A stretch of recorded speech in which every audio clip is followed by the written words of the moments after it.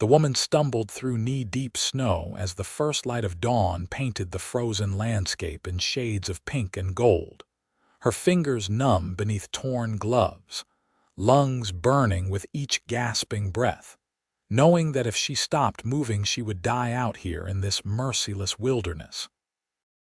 She had been walking for hours, maybe days. Time blurred into a haze of white and cold after the stagecoach overturned in the blizzard somewhere between Salt Lake City and the Nevada mining camps. The driver was dead, crushed beneath the wreckage. The other passengers had scattered into the storm, their screams swallowed by howling wind. She was alone. Emma Thornton pressed forward, one foot dragging after the other, her dark hair frozen in brittle strands against her face. The wool traveling dress that had seemed so practical in San Francisco now felt like nothing more than paper against the biting February cold. It was 1877, and she had been traveling to meet her brother in Piach, Nevada, where he worked as an assayer in the silver mines. The letter he sent 3 months ago promised her a fresh start, a chance to leave behind the suffocating expectations of polite society and the scandal that had driven her westward. She had not expected to die before reaching him. The sun climbed higher, transforming the frozen dawn into brilliant morning light that reflected off endless white drifts, blinding her already weakened eyes. She fell, her knees sinking into snow, and for a long moment she considered simply lying down and letting the cold take her. It would be peaceful, they said, like falling asleep, but then she heard it. The soft crunch of hooves in snow, the jingle of tack, a low voice murmuring to a horse. Emma lifted her head, squinting through frozen lashes, and saw a figure on horseback materializing through the glittering landscape like something from a dream. "Help!" she tried to call out, but her voice emerged as barely a whisper. The rider saw her anyway. He urged his paint horse forward at a faster pace, leaning low in the saddle. Within moments, he had dismounted and was kneeling beside her, strong hands gripping her shoulders. "Good God, woman, how long have you been out here?" His voice was rough, edged with concern and something like anger at finding her in such condition. Emma tried to answer, but her teeth were chattering too violently. She managed only, "Stage. Overturned." The cowboy did not waste time with more questions. He swept her up into his arms as though she weighed nothing, and she caught a glimpse of his face, young and weathered beneath the brim of his hat, sharp blue eyes filled with determination. He settled her across his saddle, then swung up behind her, wrapping his heavy sheepskin coat around them both. "There's a line shack about 2 miles east," he said, more to himself than to her. "We'll make it, just hold on." Emma had no choice but to lean back against his solid chest as the horse began to move. She could feel the steady thump of his heartbeat through his shirt, the warmth of his body slowly penetrating the ice that had settled into her bones. She drifted in and out of consciousness as the horse carried them across the frozen landscape, aware only of movement and warmth and the low, steady voice of the man behind her, speaking quiet reassurances. When she opened her eyes again, she was lying on a rough wooden bunk, buried beneath wool blankets and what felt like a bearskin. A fire crackled in a small stone hearth, filling the one-room shack with blessed heat. The cowboy was crouched by the fire, stirring something in a battered pot that sent the rich smell of coffee into the air. "You are awake," he said without turning around. "That is good. I was starting to worry." Emma tried to sit up and realized with a shock that she was wearing only her chemise and petticoat. Her dress and outer garments were hanging from pegs near the fire, steaming as they dried. Heat flooded her face. The cowboy glanced over his shoulder and must have seen her expression because he said quickly, "Your clothes were soaked through. You would have died of cold if I had not removed them. I did not look more than necessary. You have my word." "Thank you," Emma managed, her voice hoarse. "You saved my life." He stood and brought her a tin cup filled with hot coffee. "Drink this slowly. Your body needs to warm from the inside." She took the cup with trembling hands, wrapping her fingers around the heat. As she sipped the bitter, wonderful coffee, she studied her rescuer properly for the first time. He was tall and lean, built like someone who spent his days in the saddle, with broad shoulders and capable hands. His face was angular, with high cheekbones and a strong jaw shadowed with several days of stubble. The blue eyes that met hers were startlingly bright against his sun-bronzed skin. He looked to be in his mid-20s, not much older than her own 22 years. "I am Emma Thornton," she said. "From San Francisco originally. I was traveling to Piotch to meet my brother." "Ryder Zimmerman," he replied. "I work the Zachary Ranch about 10 miles south of Piotch. I was checking fence lines when I spotted you." He paused, studying her. "The storm hit 3 days ago." "You have been out there all that time." "I am not sure," Emma admitted. "After the stage overturned, I just started walking. I thought if I kept moving, I would find help or reach a town. I had no idea where I was." Ryder shook his head. "You are lucky to be alive." This time of year, storms can last for weeks up in these mountains. We are at the edge of the Ruby Range, probably 15 miles from where your stage went over, if I am guessing right. Emma felt tears prick her eyes, partly from relief and partly from the enormity of what had almost happened. She had come so close to dying alone in the snow, her body not found until spring if ever. "I cannot thank you enough. You appeared like an answer to prayer." "I do not know about that," Ryder said, looking uncomfortable with her gratitude. "Any man would have done the same." He turned back to the fire, ladling something from the pot into a wooden bowl. "Can you eat? I have got some stew here. Nothing fancy, just salt pork and beans and dried vegetables, but it will give you strength." Emma accepted the bowl eagerly, suddenly aware of the gnawing hunger in her belly. She could not remember the last time she had eaten. The stew was simple but delicious, and she ate it all, barely pausing for breath. Ryder watched her with approval. "Good. You will need your strength. The storm is supposed to break tomorrow, and then I can take you into Piotch to find your brother." "What is his name?" "Edward Thornton. He works as an assayer for one of the mining companies." "I know Edward," Ryder said, and Emma felt a surge of relief. "Good man." "He will be worried sick about you.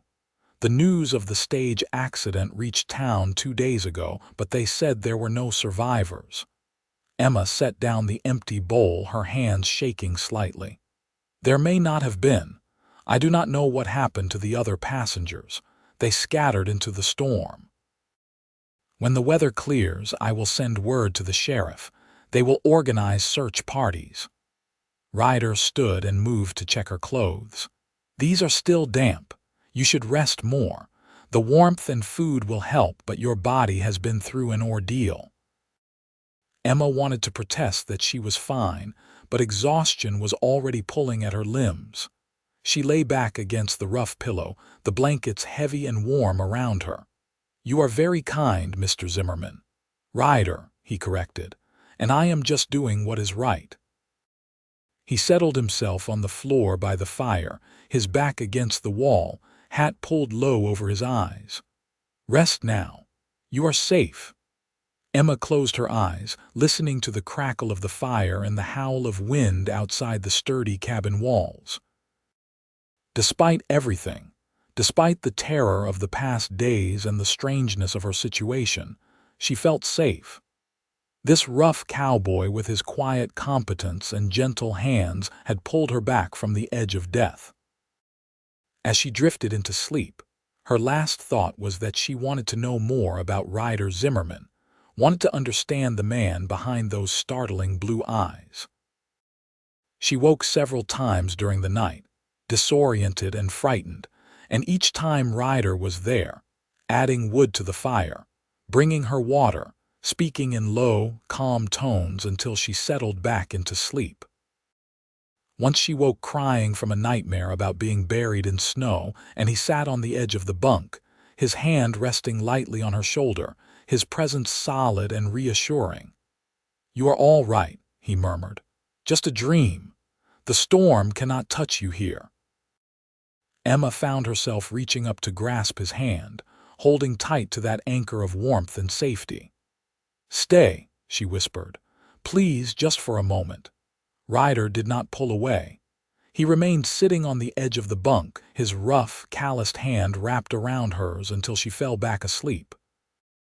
When morning came, the howling wind had ceased. Emma opened her eyes to see pale sunlight streaming through the cabin's single small window, illuminating dust motes in the air. Ryder was already up, dressed in his heavy coat, preparing to go outside. "The storm has passed," he said. "I need to check on my horse and see about the trail conditions. Your clothes should be dry enough now. Get dressed and eat something. There is more coffee and some hardtack. If the drifts are not too deep, we can make for Piotch this afternoon." After he stepped outside, Emma rose shakily from the bunk. Her legs felt weak, but the terrible cold that had penetrated to her very bones was gone. She dressed quickly in her now dry clothes, grateful for their warmth even though they were wrinkled and stained from her ordeal. The small mirror hanging on the wall showed her reflection, pale and drawn, her dark hair a tangled mess. She did her best to braid it, then helped herself to the coffee and hard biscuits Ryder had left. When Ryder returned, stamping snow from his boots, he looked pleased. "Trail is passable. We will take it slow, but we should reach town by nightfall." He paused, studying her. "How are you feeling? Can you ride?" "I can manage," Emma assured him. She was not about to show weakness now, not when rescue was so close. They set out within the hour, Emma riding behind Ryder on his sturdy paint horse. She had to wrap her arms around his waist to keep her seat, and she was acutely aware of the intimacy of the position, the strength of his body beneath her hands, the way he shifted in the saddle to keep them both balanced. But there was nothing improper in it, merely necessity, and Ryder treated her with perfect respect. The landscape they traveled through was breathtaking in the clear morning light. Mountains rose on all sides, their peaks sharp against the brilliant blue sky, slopes covered in snow and dark pine forests. The air was so cold it hurt to breathe, but the sun was warm on Emma's face. They followed a narrow trail that wound between frozen streams and through groves of aspen, their white trunks stark against the snow. "This country must be beautiful in spring," Emma said, breaking the comfortable silence that had settled between them. "It is," Ryder agreed. "Everything turns green, wildflowers everywhere. The streams run full and fast with snowmelt. It is good cattle country when it is not trying to freeze you to death." "How long have you worked the Zachary Ranch?" "5 years now. I started as a hand, but I have worked my way up to foreman. Mr. Zachary is getting old, no sons to take over. He has been teaching me the business, says maybe someday I could buy him out if I can scrape together enough money." There was pride in Ryder's voice, tempered with realism. "It is a good spread, well watered. Could be something special with the right management." Emma heard the dream in his words, the hope for a future beyond just working for someone else. "It sounds like you love the land." "I do. I grew up in Kansas farming country, came west after the war looking for something different. Worked cattle drives, mining camps, did whatever paid. But when I found the Zachary place, it felt right. Like maybe I could put down roots, build something lasting." He paused, then added, "What about you? What brings you west?" Emma hesitated. She had not told anyone except her brother the real reason she left San Francisco, But somehow, after everything Ryder had done for her, keeping secrets felt wrong. I was engaged to be married. A very suitable match, my parents were thrilled. But I discovered that my fiancé was already keeping a mistress, had been for years. When I confronted him, he said that was simply how things were done in society, that I should not concern myself with such matters. She felt anger rise in her chest, even remembering it. I broke off the engagement. There was a scandal, of course. Polite society decided I was difficult and ungrateful, so I wrote to my brother and asked if I could come stay with him, at least until things settled down. "Your fiancé sounds like a fool," Ryder said bluntly. "You deserve better than that." The simple statement, delivered with complete conviction, made Emma's throat tighten with unexpected emotion. "Thank you," she managed. They rode in silence for a while, but it was a comfortable silence, the kind that exists between people who have shared something significant. Emma found herself noticing details about Ryder, the capable way he handled the horse, how he constantly scanned their surroundings, the strength in his shoulders. There was something deeply appealing about his quiet competence, his lack of pretension. He was so different from the men she had known in San Francisco, with their polished manners and hollow promises. As the sun climbed higher, the temperature rose, and the snow began to soften.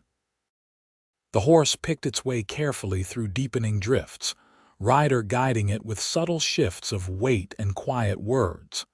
They stopped once to rest the animal and share water from Ryder's canteen. "Not much farther now," Ryder said, pointing to a gap between two mountains.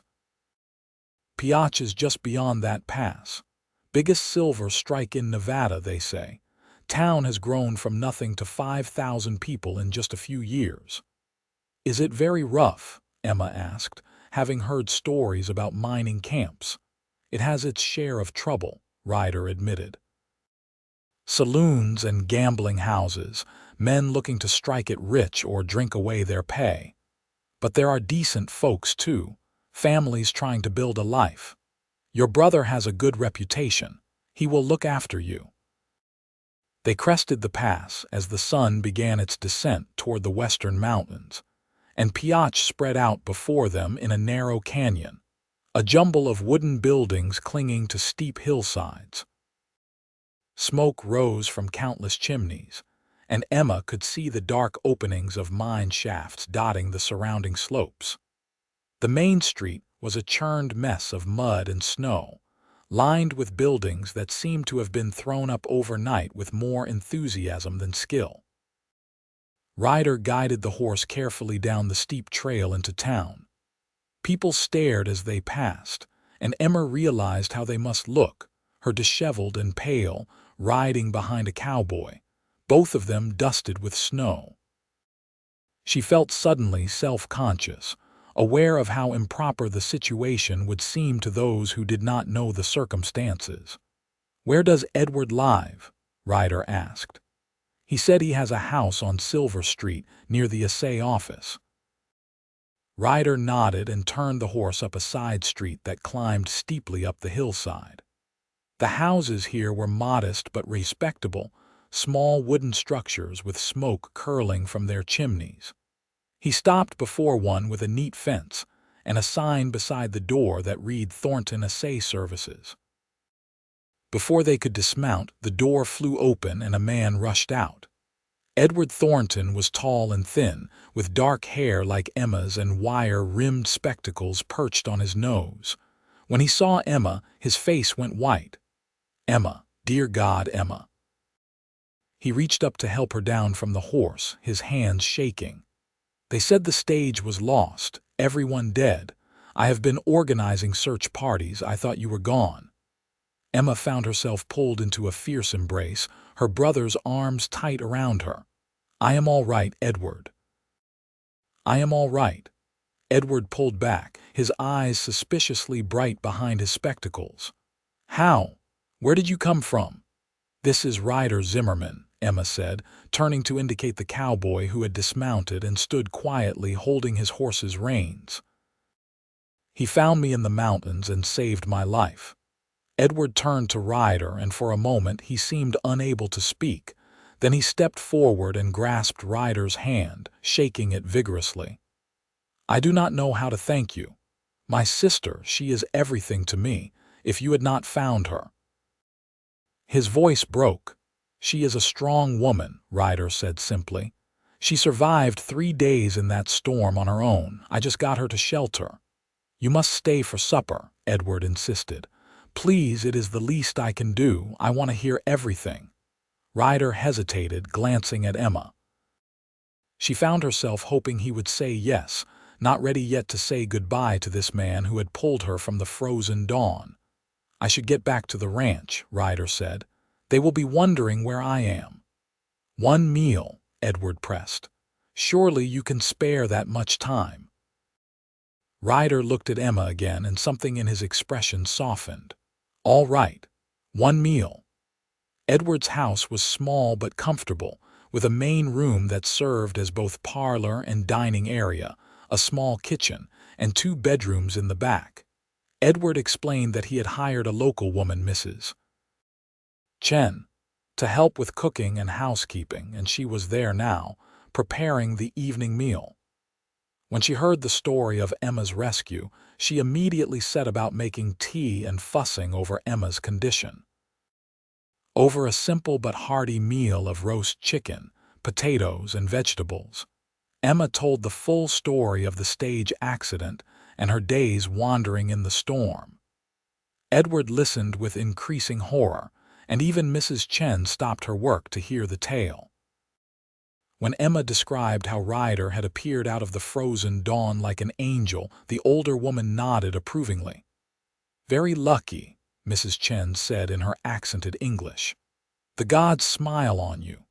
Ryder, clearly uncomfortable being the center of attention, ate quietly and said little.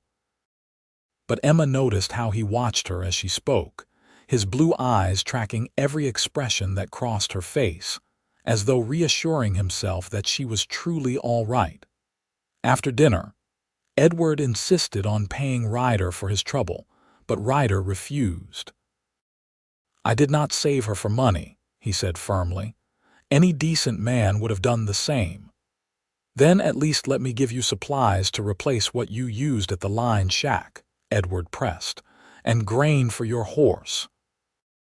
This Ryder accepted, perhaps sensing that Edward needed to do something, anything, to express his gratitude. While Edward went to arrange for the supplies, Emma walked Ryder outside to where his horse was tied. The sun had set, and the temperature was dropping rapidly. Stars were beginning to appear in the deep blue sky, so many and so bright they seemed close enough to touch. Emma wrapped her shawl tighter around her shoulders and looked up at Ryder. "I do not know how to thank you properly," she said. "You gave me back my life." "You do not need to thank me," Ryder said. He shifted his weight, seeming to search for words. "I am just glad I found you when I did. That frozen dawn, when I saw you there in the snow, I thought for a moment I was seeing things. Then I realized you were real, and I knew I had to get to you." "Every dawn will make me think of you now," Emma said softly. "How you appeared out of the light and saved me." Ryder looked down at her, and in the lamplight spilling from the house, his eyes were very blue. "I will think of that dawn too," he said quietly. "How it brought you to me."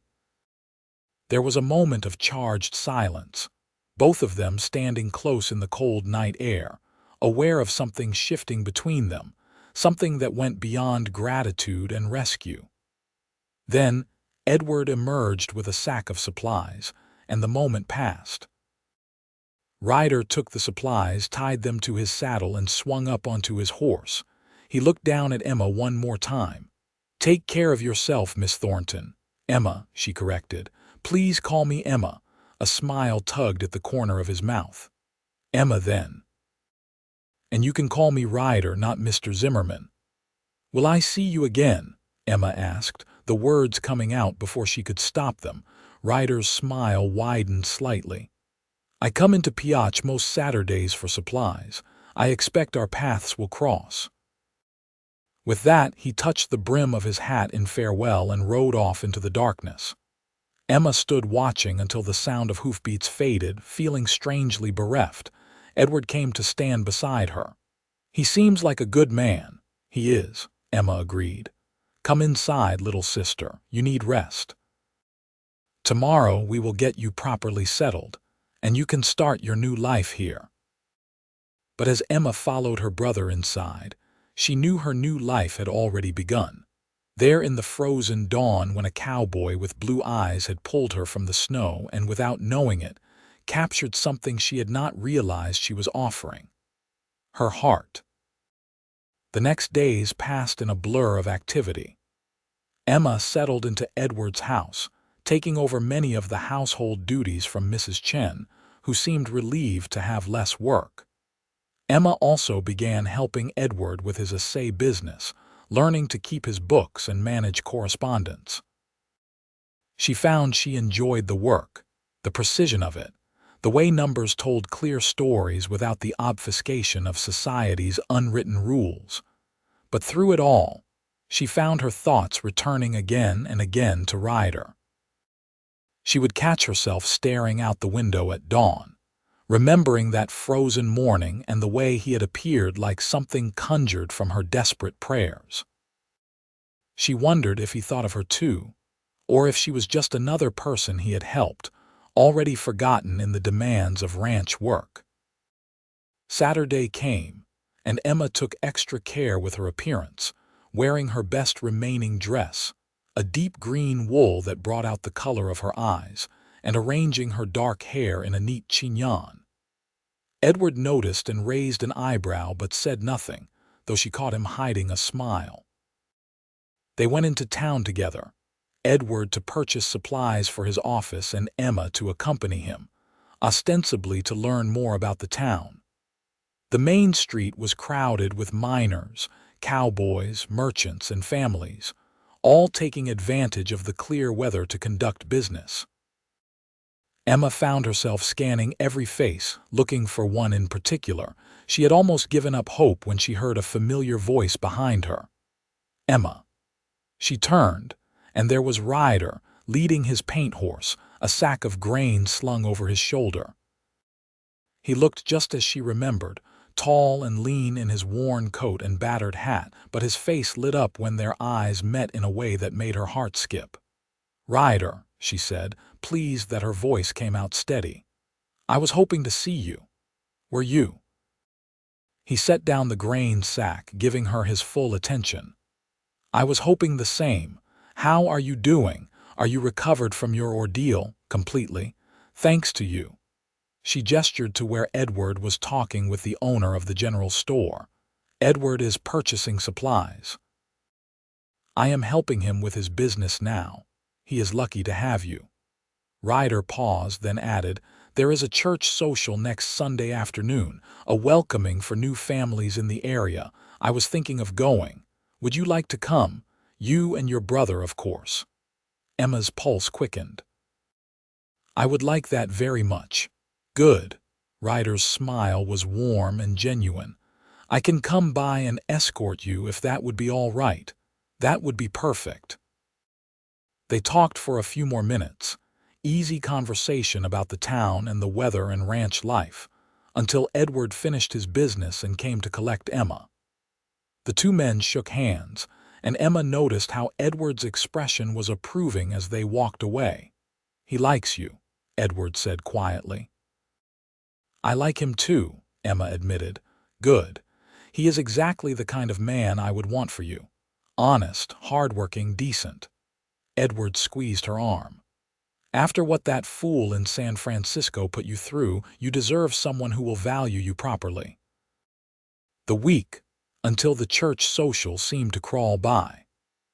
Emma found herself thinking constantly of Ryder, replaying their conversations, remembering small details like the way his eyes crinkled when he smiled, or how gentle his hands had been when he cared for her. She had never felt this way before, not even during her engagement. What she had felt for her former fiancé had been tepid and dutiful compared to the warmth that filled her chest when she thought of the cowboy who had saved her life. Sunday arrived clear and cold, perfect weather for a social gathering. Emma wore her best dress, a dark blue silk she had brought from San Francisco, with a white collar and cuffs. Edward Wolfe whistled when she came out of her room, and she threw a pillow at him, laughing. Ryder arrived at noon in a buckboard wagon borrowed from the ranch, wearing clean clothes and with his hair slicked back, looking nervous and hopeful.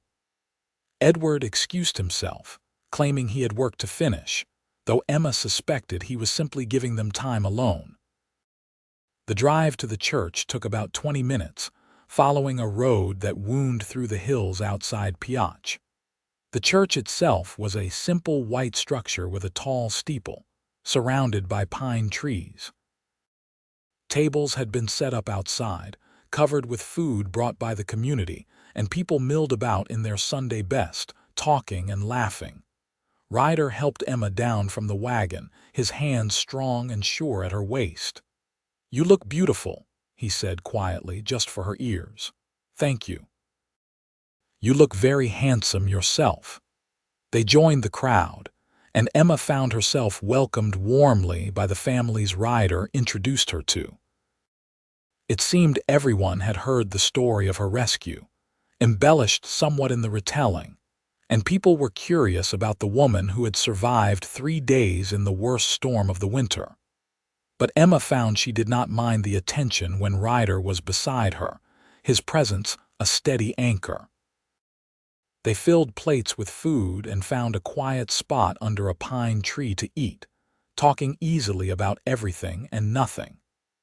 Emma told him about her childhood in San Francisco, her love of reading and numbers, her frustration with society's expectations for women. Ryder told her about growing up on a Kansas farm, losing his parents to fever when he was 16, his years of wandering before finding the Zachary Ranch. "You ever get lonely?" Emma asked. "Working on a ranch, I imagine it can be isolated." Ryder was quiet for a moment, considering. "Sometimes. The work is good, but there is something missing. I always figured someday I would find a woman to build a life with, have a family. But meeting the right person is not easy, especially out here where women are scarce and good men are competing for attention." "I think you are a very good man," Emma said softly. Ryder turned to look at her, his blue eyes intent. "Emma, I know we have not known each other long, but I want to be honest with you. From the moment I saw you in that frozen dawn, something changed for me. I have not been able to stop thinking about you. I know I am just a cowboy. I do not have much to offer except hard work and dreams, but I would like the chance to court you properly, if you would allow it." Emma's heart swelled with joy and something deeper, something that felt like coming home. "I have been thinking about you too, constantly. And I do not care that you are just a cowboy. You are kind and brave and honorable, and those things matter far more than social position or money." She reached out and placed her hand over his where it rested on the grass between them. "I would very much like for you to court me."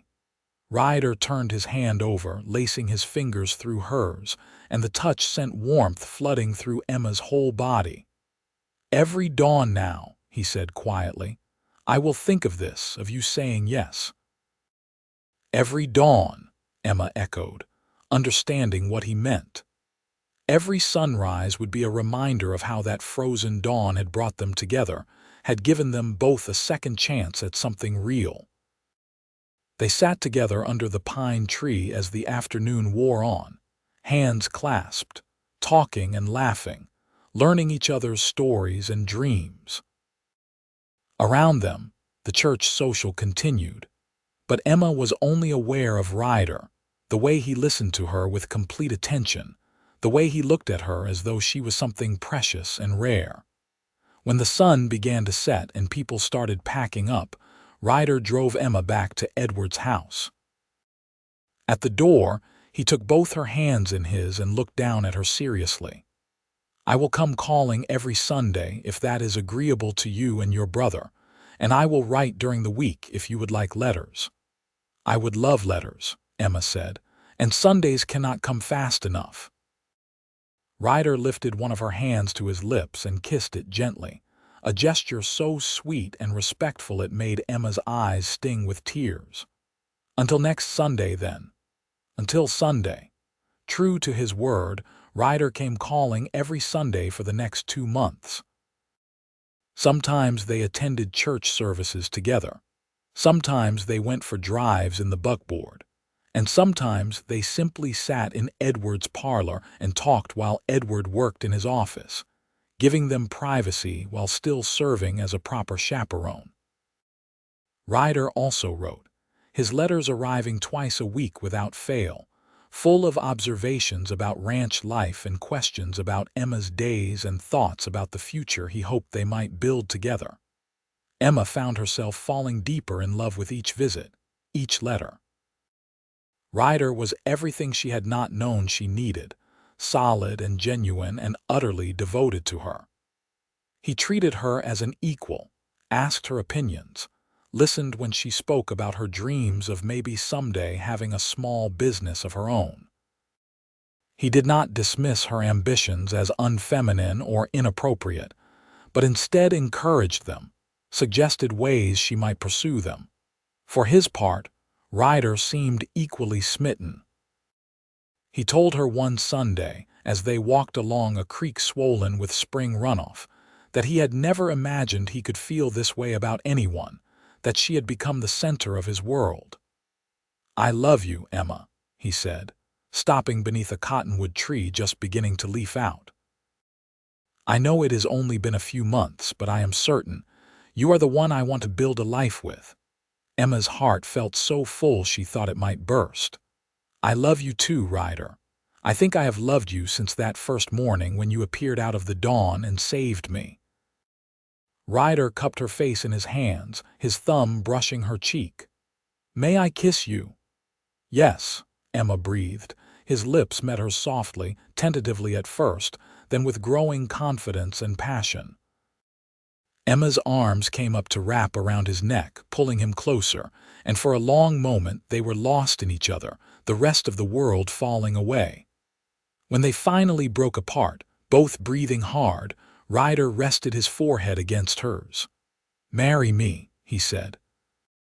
"I know I should have more to offer you. I am still saving to buy the ranch from Mr. Zachary, but I swear I will work every day to give you the life you deserve. Please say you will marry me." "Yes," Emma said without hesitation. "Yes, Ryder, I will marry you. I do not need wealth or status, I just need you." Ryder kissed her again, deeper this time, full of promise and joy. When they returned to Edward's house an hour later, hands clasped and faces glowing, Edward took one look at them and laughed. "I suppose I should offer my congratulations." "We are getting married," Emma announced, unable to keep the joy from her voice. Edward shook Ryder's hand warmly. "Welcome to the family. I could not ask for a better man for my sister." They decided to marry in June, giving them time to make arrangements and for Emma to sew a proper wedding dress. The 2 months of engagement were both wonderful and frustrating, full of stolen kisses and tender moments, but also constrained by propriety. Emma longed to be alone with Ryder without the watchful eyes of chaperones, to truly be his in every way. Ryder spent every spare moment with her, helping her and Edward with projects around the house, taking her to meet Mr. Zachary and see the ranch that would be their future home. The Zachary place was everything Ryder had described, a beautiful spread in a valley with good water and grass, the ranch house solid and well built if a bit rough around the edges. "We could expand the house," Ryder said, walking Emma through the rooms. "Add on a real kitchen, maybe another bedroom or 2 for when we have children." He glanced at her, his expression hopeful and a bit nervous. "You do want children, don't you?" "Very much," Emma assured him. "I always imagined having a large family if I was blessed enough." "We will fill this house with love and laughter," Ryder promised, pulling her into his arms. "I will make you happy, Emma. That is my vow to you." "You already make me happy," Emma said, standing on her toes to kiss him. "Every single day." The wedding took place on a perfect June morning, with wildflowers blooming across the mountains and the sky a clear, brilliant blue. Emma wore a dress of ivory silk she had sewn herself, with lace at the collar and cuffs, her dark hair arranged in curls and crowned with a wreath of fresh flowers. Edward walked her down the aisle of the little white church, and she felt tears prick her eyes as she saw Ryder waiting at the altar, looking more handsome than she had ever seen him in a new suit. His blue eyes locked on her with such love and devotion it took her breath away. The ceremony was simple but heartfelt. When the minister asked if Ryder took Emma to be his wife, he said, "I do, with all my heart and soul." And when Emma spoke her vows, her voice was strong and clear, wanting everyone to know how certain she was of this choice, this man. "I pronounce you husband and wife," the minister said, smiling. "You may kiss your bride." Ryder pulled Emma into his arms and kissed her deeply, and the small church erupted in applause and cheers. Emma clung to him, thinking of how far she had come from that frozen dawn when she had nearly died, to this moment of perfect joy. The celebration afterward was held at the ranch, with half of Piotch in attendance. Mr. Zachary had given them the day off and contributed generously to the festivities, clearly pleased that his foreman had found happiness. There was music and dancing and more food than Emma had ever seen. And through it all, Ryder stayed close to her side, his hand always finding hers, his eyes full of love every time they met hers. As the sun set and the guests began to leave, Ryder and Emma finally found themselves alone in their bedroom, the door closed against the world. Emma suddenly felt nervous, unsure despite all the love between them. Ryder seemed to sense her nervousness. He came to her slowly, taking her hands. "We do not have to rush anything. We have all the time in the world now." "I want to," Emma said. "I want to be your wife in every way. I am just a bit nervous." "So am I," Ryder admitted, "but we will figure it out together." He kissed her slowly, tenderly, and Emma felt her nervousness melt away under the warmth of his touch. He was patient and gentle, taking his time to learn what pleased her, murmuring endearments and assurances. When they finally came together as husband and wife, it was beautiful and right, a physical expression of the love that had been growing between them since that frozen dawn. Afterward, they lay tangled together in the bed, Emma's head on Ryder's chest, his arms wrapped securely around her. "I love you so much," Emma whispered. "Sometimes I cannot believe this is real, that I get to have this life with you." "Believe it," Ryder said, pressing a kiss to the top of her head. "You are mine and I am yours, now and always. Every dawn I wake up beside you will be a gift." "Every dawn," Emma echoed, smiling as she drifted toward sleep, safe and loved in her husband's arms. The months that followed were some of the happiest of Emma's life. She threw herself into making the ranch house a true home, sewing curtains and quilts, planting a vegetable garden, learning to cook the hearty meals that Ryder and the ranch hands needed. Ryder worked long hours managing the ranch operations, but he always made time for Emma, whether it was eating breakfast together at dawn or walking together in the evenings, discussing their days and dreams. Emma also continued helping Edward with his essay business, riding into Piotch twice a week to manage his books. It gave her a sense of purpose beyond the household, and Ryder encouraged it, proud of her skill with numbers and business. By fall, Emma realized she was pregnant. She waited to be certain before telling Ryder, and when she finally did, over dinner one evening, his reaction was everything she could have hoped for. He swept her up into his arms, spinning her around despite her laughing protests, his face alight with joy. "A baby," he kept saying. "We are going to have a baby." "Are you happy?" Emma asked, though she could see the answer written all over his face. "Happy does not begin to cover it," Ryder said, setting her down gently and placing his hand over her still flat stomach. "You have given me everything I ever wanted, Emma. A home, a purpose, and now a child. I do not know what I did to deserve you, but I thank God for that frozen dawn every single day." "So do I," Emma said softly. "It brought me to you, to this life. I would not change a single thing." The pregnancy progressed smoothly, though Emma found herself tired more easily and had to curtail some of her activities. Ryder became impossibly protective, fussing over her constantly and refusing to let her do any heavy work. Emma found it both touching and occasionally frustrating, but she understood it came from love. Edward visited often, bringing books and sweets and excited speculation about whether the baby would be a niece or nephew. Mr. Zachary also stopped by regularly, clearly pleased to see the young couple so happy and thriving. He confided to Ryder that he was drawing up papers to sell the ranch to Ryder on very favorable terms, payable over 10 years. "You have proven yourself," the old rancher said. "This place should go to someone who loves it the way you do, who will build a legacy here."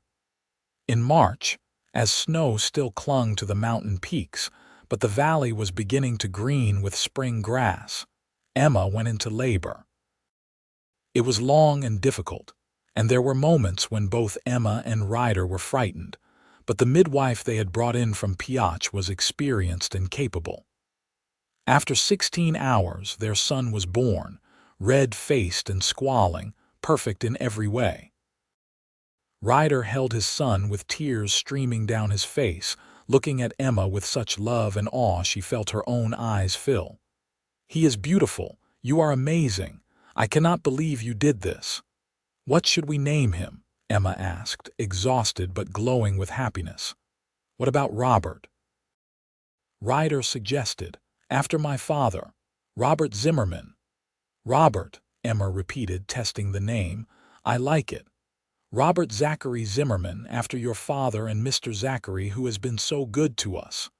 "Perfect," Ryder agreed, carefully placing their son in Emma's arms so she could nurse him.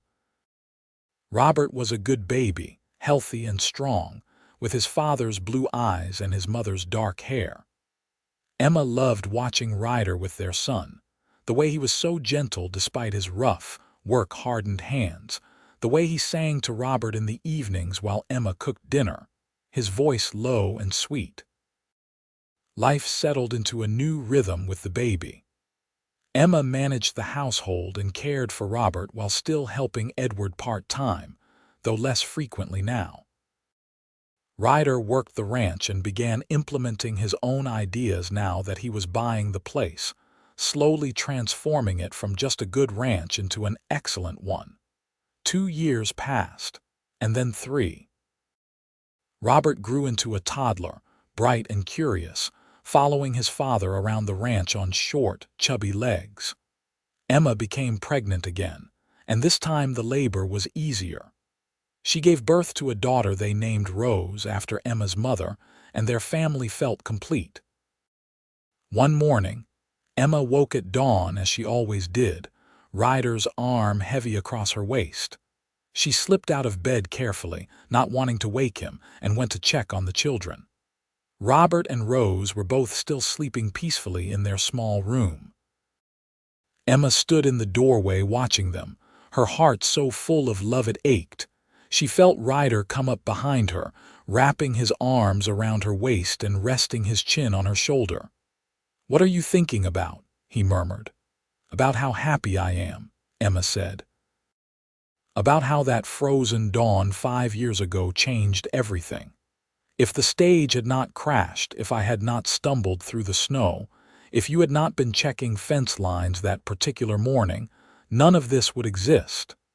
"It was meant to be," Ryder said.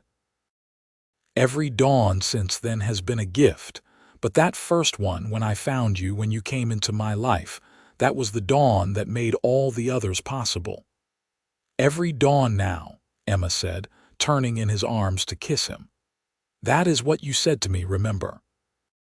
That first day after you saved me, you said you would think of every dawn and remember finding me. And I do, Ryder confirmed. Every single one. Every morning I wake up and see you beside me, I remember how close I came to never knowing you, and I am grateful all over again.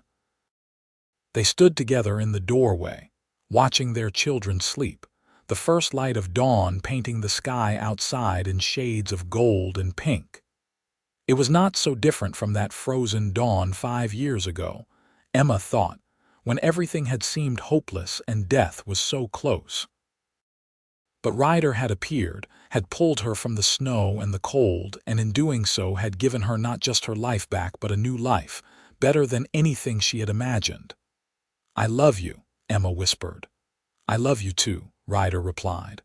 Forever, every dawn, every day, every moment. The years continued to pass, marked by the changing seasons and the milestones of their growing family. Robert started school in Piatch, riding into town with Emma when she went to help Edward. Rose grew from a baby into a bright, inquisitive little girl who loved following her brother everywhere. The ranch prospered under Ryder's management, their herd growing, their reputation for quality cattle spreading throughout Nevada. Mr. Zachary passed away peacefully in his sleep when Robert was 7, and Ryder mourned the loss of the man who had given him his chance, had believed in him. The ranch was fully theirs now, the final payment made ahead of schedule thanks to several good years of sales. Ryder had achieved his dream of being a landowner, of building something lasting. Emma also achieved her dream, opening a small bookkeeping service in Piatch, helping miners and small businesses with their accounts. She worked from an office attached to Edward's assay business and soon had more clients than she could handle. Ryder was enormously proud of her success, bragging about his clever wife to anyone who would listen. When Emma became pregnant for a third time at 31, they were both surprised but delighted. Another son arrived whom they named Michael, and suddenly their house felt wonderfully full and chaotic. Robert, now 9, was a responsible older brother, helping care for his younger siblings. Rose, at 6, was a little mother to baby Michael, always wanting to hold him and help feed him. One particularly warm summer evening, when Michael was a few months old, the whole family sat out on the porch watching the sunset paint the mountains purple and gold. Robert was telling some elaborate story about a horse he wanted to train. Rose was singing softly to her doll, and Michael was drowsing in Emma's arms. Ryder reached over and took Emma's free hand, lacing their fingers together. "Do you remember what you said to me that first night I took you into Piatch?" Emma thought back through the years. "I said I would think of you every dawn." "You said every dawn would make you think of how I appeared out of the light," Ryder corrected gently. "And I said I would think of that dawn too, how it brought you to me." He squeezed her hand. "I have thought about it every single day since.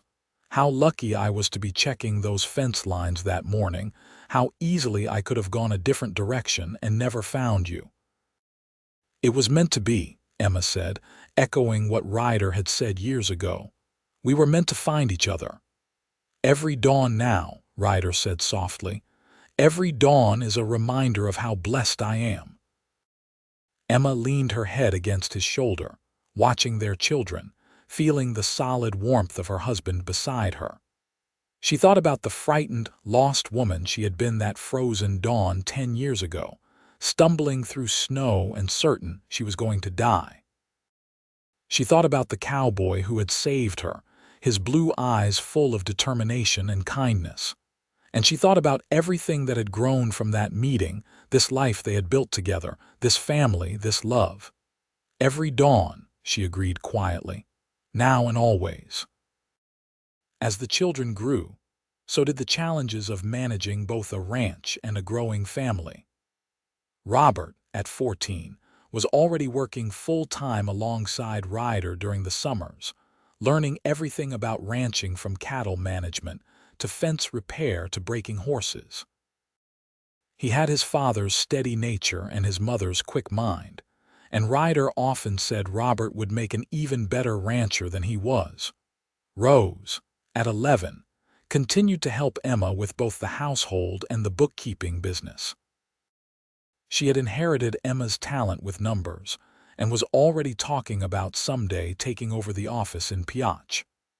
Michael, at 5, was the wild one, always getting into mischief and keeping everyone on their toes with his endless energy and curiosity. Emma sometimes looked at her 3 children and marveled at how different they all were, yet how each one carried pieces of both her and Ryder. Robert had his father's quiet strength. Rose had Emma's ambition and independence, and Michael had a mix of both, with Ryder's adventurous spirit and Emma's stubborn determination. Edward remained a constant presence in their lives, a beloved uncle who spoiled the children shamelessly and supported Emma and Ryder in countless ways. He never married, claiming he was too set in his ways, but he seemed content with his work and his role in his sister's family. One spring, when Robert was 16 and preparing to graduate from school, Mr. Henderson from the neighboring ranch approached Ryder with an interesting proposition. Henderson had a daughter, Sarah, just a year younger than Robert, and he had noticed the way the 2 young people looked at each other when their families met at church or community gatherings. "I am not saying they should marry tomorrow," Henderson said, sitting in Ryder's office going over the proposal. "But in a year or 2, if they are both still interested, it could be a good match. Join our 2 ranches through marriage, create something even bigger and more prosperous." Ryder was cautious. "I will not force my son into anything, and I would want to make sure Sarah wants this for the right reasons, not just because our fathers think it is a good business arrangement." "Agreed," Henderson said. "Let the young people decide. But I thought I should speak with you father to father." When Ryder discussed it with Emma that night, she was thoughtful. "Robert does seem fond of Sarah, and she is a sweet girl from what I have seen, but he is still so young." "We were young too," Ryder reminded her. "I was 25, you were 22, but we knew what we wanted." "That was different," Emma said. "We met under extraordinary circumstances. We fell in love fast and hard, but we also had already lived some life, made some choices. Robert has barely left the ranch." "Then we let him live more life," Ryder agreed. "If he and Sarah are meant to be together, they will wait. If not, we will support whatever choice he makes." They talked with Robert about it, wanting to be open rather than secretive. Robert admitted he liked Sarah very much, but was not ready to think about marriage yet. He wanted to spend a few years just working the ranch, maybe traveling a bit, seeing more of the world before settling down. "That is wise," Ryder told him. "Take your time. When the right woman comes along and the right time, you will know." Robert looked at his parents, at the obvious love and partnership between them, and nodded. "I want what you and Mother have. I am willing to wait for it."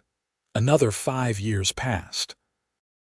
Robert, at 21, was managing much of the ranch operation himself now, giving Ryder time to focus on expansion and long-term planning. He was courting Sarah Henderson seriously now, and Ryder and Emma both approved of the match. Sarah was smart and capable, a true rancher's daughter who knew the life and would be a good partner for their son. Rose, at 16, was running the Piatch bookkeeping office almost entirely on her own, having taken over when Emma decided to step back and focus more on the ranch and her youngest son. Rose loved the work and was already talking about expanding the business, maybe offering additional services. Michael, at 10, was attending school in Piatch. and proving to be a gifted student, particularly in mathematics and science. Emma wondered if he might be the one to leave the ranch, to pursue education and a different kind of life. And while the thought made her a bit sad, she was determined to support whatever path he chose. Emma herself was 41 now, her dark hair showing threads of silver, fine lines around her eyes from years of sun and laughter. Ryder was 44, his face more weathered than when they had met, but his blue eyes were just as bright, and his love for her had only deepened with time. They had built something remarkable together, not just in the successful ranch and the thriving businesses, but in their family, in the way they had created a home filled with love and respect and opportunity. One evening in late summer, Ryder and Emma took a rare moment to themselves, riding out to a high meadow on the ranch where wildflowers still bloomed in profusion. They dismounted and walked hand in hand through the flowers, enjoying the peace and the spectacular view of the mountains. "Do you ever think about that frozen dawn?" Ryder asked suddenly. "Do you ever wonder what your life would have been like if the stage had not crashed, if I had not found you?" Emma was quiet for a moment, considering. "Sometimes. I think I would have eventually found some kind of happiness in Piotr with Edward. I would have survived, built a life of sorts, but it would not have been this." She gestured at the landscape around them, but she meant more than just the physical beauty. "This life with you, our children, what we have built together, this would not exist. I cannot imagine that other life now, the one without you." "Neither can I," Ryder said. He stopped walking and turned to face her, taking both her hands. "You know what I think about sometimes? I think about how I almost did not check those fence lines that day. The weather was so bad I considered just staying at the bunkhouse. But something made me go out, some feeling I could not name. And then I saw you, and I knew why I had been pulled out into that storm." "Fate," Emma said softly. "Fate, luck, divine intervention, call it what you want," Ryder agreed. "All I know is that frozen dawn brought you to me, and every dawn since has been better because you are in it." Emma moved closer, wrapping her arms around his waist and resting her head against his chest. She could hear his heart beating steady and strong, a sound as familiar to her as her own heartbeat. "Every dawn now," she murmured. "That is what you said to me so long ago. Do you still think that? After all these years, all the daily routines and challenges, do you still think of that frozen dawn?" "Every single day," Ryder confirmed without hesitation. "When I wake up beside you, when I see our children, when I walk this land that is ours, I think about how close I came to never having any of it. That dawn was the dividing line in my life, between the before and the after. Everything good, everything meaningful, started in that moment when I saw you in the snow." Emma lifted her face to kiss him, and the kiss was deep and sweet, full of years of love and intimacy and partnership. When they finally broke apart, they were both smiling. "We should get back," Emma said reluctantly. "Michael will be finishing his chores soon, and Rose promised to make supper tonight." They rode back to the ranch house as the sun set, painting the sky in brilliant colors. The house, which had been added onto several times over the years, glowed with lamplight in the growing dusk. They could see their children moving around inside, and smoke curled from the chimney. "Home," Ryder said, his voice full of satisfaction. "Home," Emma echoed. That night, after the children had gone to bed and the house was quiet, Emma and Ryder sat together on the porch, wrapped in a blanket against the cooling night air. The stars were brilliant overhead, and somewhere in the distance, a coyote called. "You have any regrets?" Emma asked quietly. "About anything?" Ryder thought for a long moment before answering. "I regret the years before I found you, when I was just drifting, not really building toward anything. But those years made me who I was when we met, so maybe I do not truly regret them." He pulled her closer. What about you? Do you regret leaving San Francisco, the life you could have had there? Not for a single moment, Emma said firmly. That life would have suffocated me. Out here with you, I have been able to be fully myself, to pursue my own ambitions while also building a family. I could never have had that in San Francisco society. They sat in comfortable silence for a while, just enjoying each other's presence. Finally, Ryder said, I want to tell you something I have never told anyone else. Emma turned to look at him, curious. What is it? That morning when I found you, I had been thinking about giving up. Not on life exactly, but on the idea of finding someone to share my life with. I was 24, working hard, saving money, building toward the future, but I felt so alone. I had started to accept that maybe I would always be alone, that maybe some people just were not meant for marriage and family. He took her hand. And then I saw you, and it was like everything clicked into place. Like I had been waiting my whole life for that frozen dawn, for you to appear so I could finally become who I was meant to be. Emma felt tears spill down her cheeks. I felt the same way. After my broken engagement, I had convinced myself I was not made for love, that I was too independent and difficult. And then you saved me, and you did not try to change me or diminish me. You just loved me exactly as I was. Exactly as you are, Ryder confirmed, wiping her tears with his thumb. Every dawn now, I wake up grateful. For you, for our children, for this life we have built. I could not have imagined anything better. Several more years passed in peaceful prosperity. Robert married Sarah Henderson in a beautiful ceremony that united two of the region's most successful ranches. They moved into a house on the combined property, and within 2 years, Emma and Ryder became grandparents to twin boys, James and Thomas. The experience of holding her grandchildren for the first time overwhelmed Emma with emotion, seeing pieces of Robert and Sarah, but also echoes of herself and Ryder in those tiny faces. Rose surprised everyone by falling in love with a young lawyer from Carson City who came to Piotch to set up a practice. After a whirlwind courtship, she married David Mitchell and moved to the capital. But she kept her bookkeeping business running, traveling back to Piotch regularly to manage it.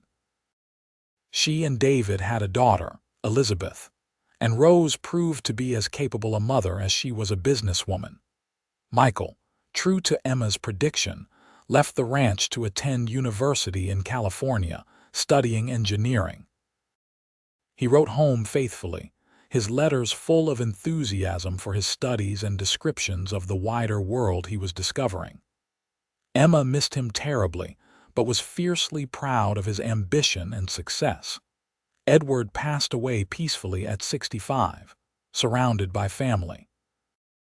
Emma mourned her brother deeply, grateful for all the ways he had supported her through the years, from taking her in when she fled San Francisco to helping launch her business to being a wonderful uncle to her children. They buried him in the Piotch Cemetery, and Emma made sure to visit his grave regularly, bringing flowers and telling him about the family's news. Emma and Ryder settled into the comfortable rhythm of late middle age. They were in their 50s now, their children grown and starting families of their own, the ranch running smoothly under Robert's management.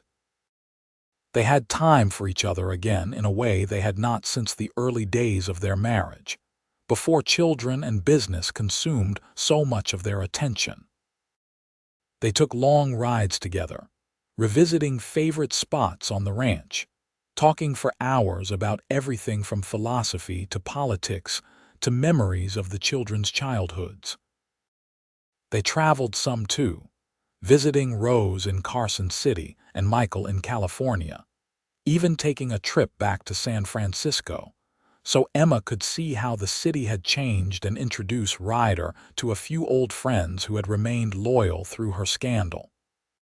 But they always returned to the ranch with relief, both recognizing it as their true home, the place where they belonged.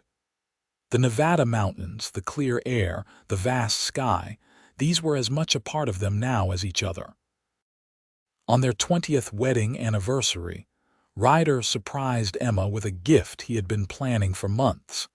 He led her out to a spot near where the old line shack had stood, the place where he had first taken her after finding her in the snow.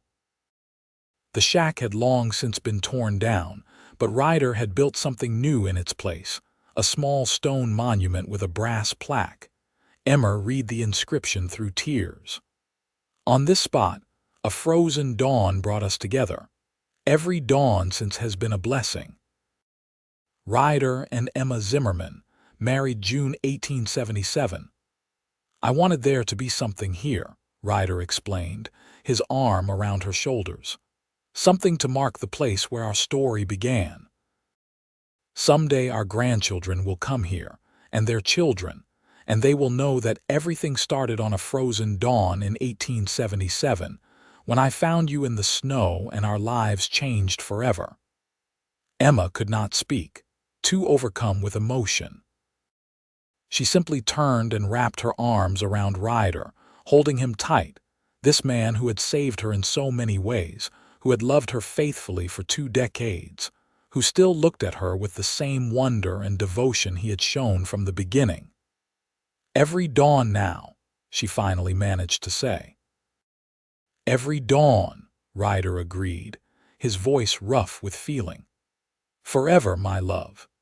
They stood together at the monument as the sun climbed higher in the sky, its light turning the frost on the grass into diamonds, just as it had done that frozen dawn 20 years before. Around them, the land they had built a life on stretched in all directions, beautiful and harsh and endlessly rewarding. The years continued their steady march. Emma and Ryder celebrated their 25th anniversary, then their 30th. Their hair turned fully gray, their faces lined with age and experience. Their bodies moved more slowly, protested more loudly after long days. But their love remained as strong as ever, perhaps even stronger, tempered by decades of partnership and mutual support. Robert and Sarah had 4 children now, running the combined ranches with skill and vision, expanding in ways that honored what Ryder and Emma had built while also adapting to changing times. Rose became a prominent businesswoman in Carson City, her bookkeeping firm employing several people and serving clients throughout Nevada. Michael became a successful engineer, working on railroad projects and dam constructions, though he returned home often to visit. Emma and Ryder became great-grandparents several times over, their house filled with noise and laughter during holidays when everyone gathered. Emma loved watching Ryder with the little ones, seeing how gentle and patient he was, just as he had been with their own children. The great-grandchildren called them Nana Emma and Papa Ryder, and both of them treasured those titles above all others they had earned. One morning in early winter, when Emma was 67 and Ryder was 70, they woke to find snow falling outside their window, fat flakes drifting down from a gray sky. Emma watched the snow for a moment, then turned to Ryder, who was still drowsing beside her. "It is snowing," she said softly. Ryder opened his eyes and smiled. "Reminds you of that dawn, does not it?" "Every snowfall does," Emma admitted. "Even after all these years, I see snow and I remember how cold I was, how frightened, how certain I was going to die. And then I remember seeing you through the snow, appearing like a miracle." Ryder reached for her hand, lacing their fingers together as he had done countless times over the decades. "I remember how small you looked, how fierce. Even half frozen and exhausted, you were fighting. I knew right then you were someone special." "Did you really?" Emma asked, curious. "Did you truly know from the very beginning?" "Maybe not in that exact moment," Ryder allowed, "but soon after, yes. By the time we reached the line shack, By the time I had you wrapped in blankets by the fire, I knew you were going to change my life. I just did not know how wonderful that change would be." Emma squeezed his hand. "We have had a good life together, have not we?" "The best," Ryder confirmed without hesitation. "Every dawn with you has been exactly what I promised all those years ago, a gift, a blessing. I would not change a single thing." They lay together watching the snow fall, comfortable in the silence, in the warmth of their shared bed, in the knowledge that they had built something lasting and beautiful together. Around them, the ranch hummed with morning activity, their family and legacy carrying on, but here in this moment, it was just the two of them, just as it had been at the beginning. "Every dawn now," Emma whispered. "Every dawn," Ryder echoed, pulling her closer. "My love, my life, my everything." As they drifted back towards sleep, the snow continued to fall outside, covering the world in white, transforming the landscape just as it had on that frozen dawn so many decades before. But unlike that long-ago morning, Emma felt no fear, no desperation.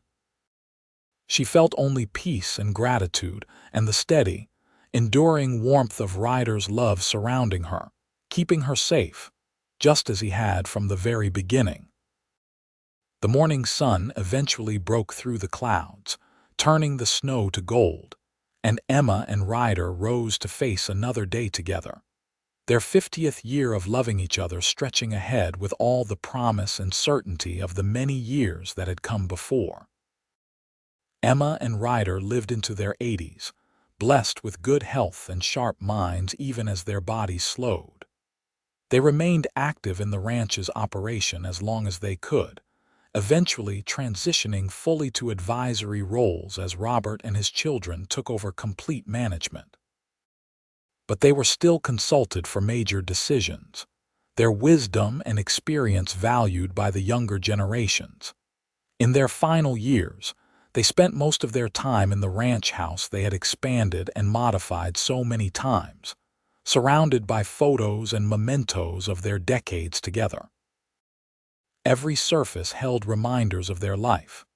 Wedding photos, pictures of their children and grandchildren and great-grandchildren, ribbons from the county fair where their livestock had won prizes, Emma's business awards, Ryder's ranching association commendations.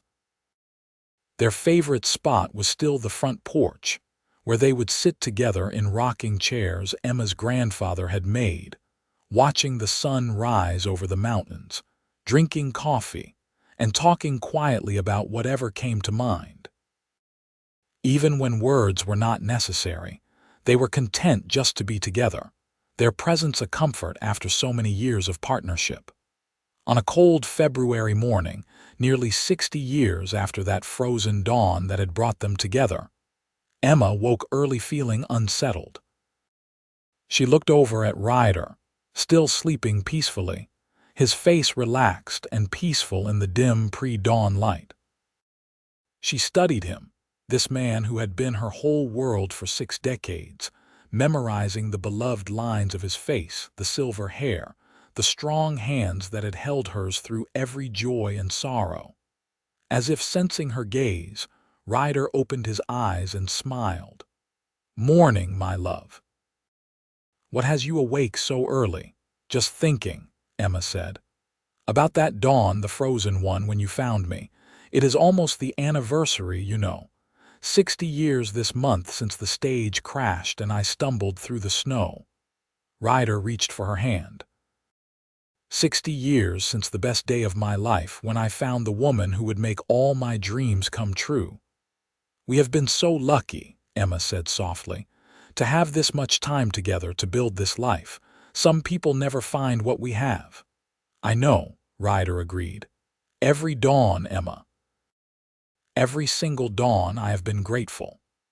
They rose and dressed, moving slowly but steadily, helping each other with buttons and laces as they had for years. They went to the kitchen and made coffee together, the routine so familiar it required no thought. Then they bundled into coats and went out to the porch to watch the sunrise. The sky was clear, the stars just beginning to fade as the eastern horizon lightened. It was bitterly cold, the kind of cold that reminded Emma of that long-ago dawn, though she was warm now in her layers and with Ryder's solid presence beside her. As the sun broke over the mountains, painting the snow-covered landscape in shades of pink and gold, Emma reached for Ryder's hand. He took it immediately, his grip still strong despite his 84 years. "Every dawn," Emma said quietly, the words a prayer, a promise, a celebration of all they had shared. "Every dawn," Ryder echoed. "Now and forever, my love." They sat together watching the dawn unfold, this latest in a chain of thousands of dawns they had witnessed together, each one a reminder of how that frozen morning had changed everything, had brought them together, and set them on a path that led to this moment, this life, this love that had endured through all the years and all the challenges. The sun climbed higher, its light brilliant on the snow, and Emma felt a profound sense of peace and completion. Whatever came next, whatever days remained to them, she knew they had lived well and loved deeply. That frozen dawn had given her everything, had led her to this man, this life, this family, and she was grateful beyond words. Ryder squeezed her hand gently, and Emma squeezed back, a silent conversation flowing between them as it had for 60 years. Love, gratitude, contentment, joy. All the important things, distilled into a simple touch. Inside the house, they could hear stirring as Robert and Sarah, who had moved into the main house to help care for them, began their day. Soon the kitchen would fill with the smells of breakfast cooking, and their great-grandchildren who were visiting would tumble out of bed, filling the house with noise and energy.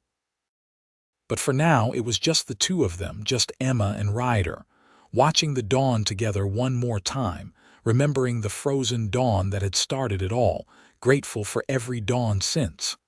"I love you," Emma said. "I love you too," Ryder replied. "Every dawn, every moment, always."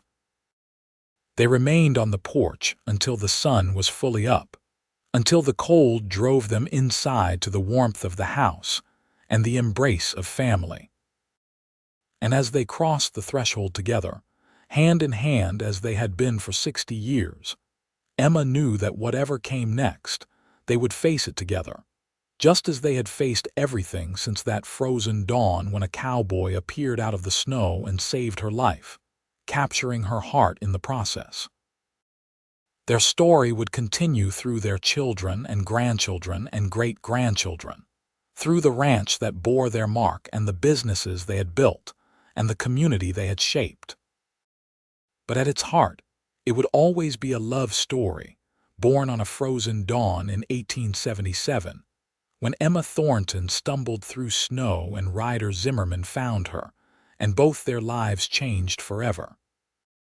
Every dawn now, their descendants would remember them and the legacy they had left, a legacy of love and hard work and commitment, of two people who had found each other against all odds and had built something beautiful and lasting together.